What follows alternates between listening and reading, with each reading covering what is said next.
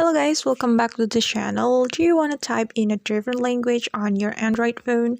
Don't worry guys, in this video I'll be showing you how to add multiple languages on our keyboard. Alright, let's get started. Open your settings app on your phone and then scroll your screen until you find general management, and it's right here. And you gotta click on keyboard settings. It's right here. And then choose languages and types right here, and click on manage input languages, and you have to choose the languages that you want to add to your keyboard, and I'll go with Chinese and also Korean. Alright, and then let's check it together guys.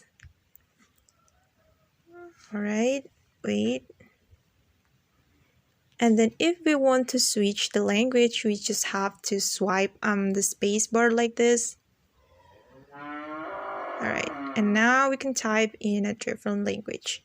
For example, I'm going to type in Korean like this. And this is my Indonesian language.